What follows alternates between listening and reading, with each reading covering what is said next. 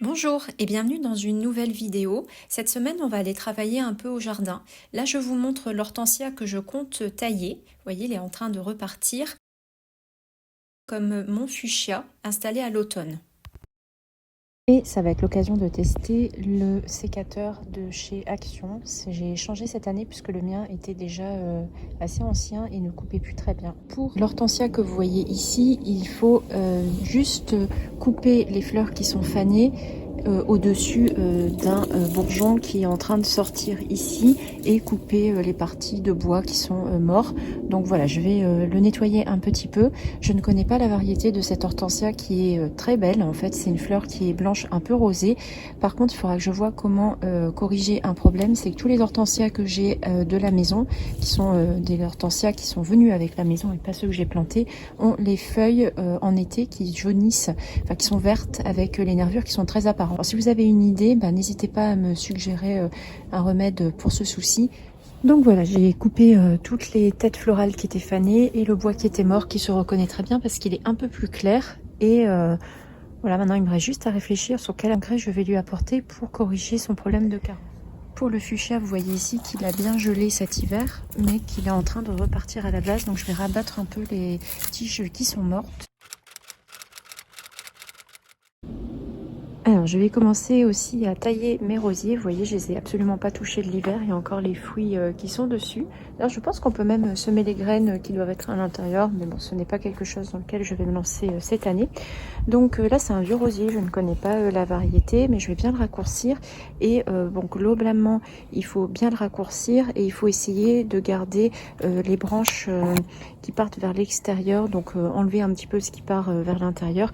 Et toujours couper au niveau d'un nœud qui va partir vers l'extérieur. Donc par exemple, si vous voyez, je coupe ici, les branches vont partir vers l'intérieur, c'est pas ce qu'on veut. Donc il faut plutôt essayer de couper au-dessus d'un nœud qui part comme ça. Mais bon, voilà, là c'est un peu les principes de taille. Donc je vais aller chercher ce qu'il faut pour le couper, puisque vous voyez, les branches ont quand même un bon calibre. Alors n'oubliez pas la vaccination pour le tétanos, c'est important parce qu'on peut vraiment se piquer très facilement au jardin.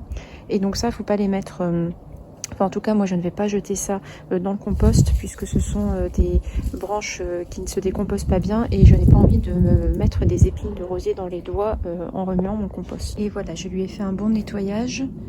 Donc j'ai vraiment essayé de conserver le maximum de bourgeons qui partaient vers l'extérieur et j'ai vraiment raccourci cette branche qui allait tout le temps vers l'escalier qui me sert à descendre sur ma terrasse et ça me gênait. Donc on verra si cette taille est intéressante ou pas pour l'année prochaine. Ici, j'ai beaucoup de choses à tailler, notamment ma nepeta. Vous voyez que c'est en train de repartir déjà à la base.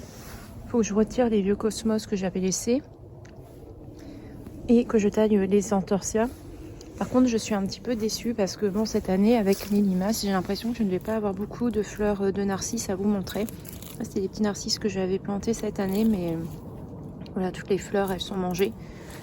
Donc voilà, c'est un petit peu dommage, mais bon, c'est le jeu.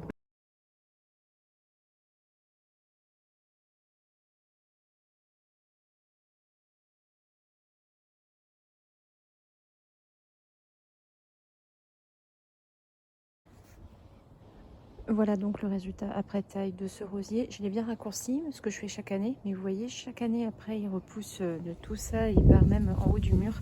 Alors je ne connais pas la variété. Je vais essayer de vous remettre des photos de l'année dernière ou des vidéos où on le voit en fleurs. Si jamais vous avez une idée de son nom, n'hésitez pas à me le mettre en commentaire. Pour terminer cette session taille et soins du jardin, on va donc fertiliser les rosiers avec cet engrais. C'est du secret vert, fumier de ferme aux algues. C'est un apport qui va vous permettre d'améliorer considérablement la qualité de votre sol. Isabelle du blog A Little Bit of Paradise recommande d'en mettre 2 kg par pied de rosier et elle ne fait aucun autre apport durant la saison. Donc j'ai eu de la chance d'en trouver. Donc on va pouvoir tester. Je vous ferai un retour, voir si ça a été quelque chose d'intéressant ou pas à la fin de la saison.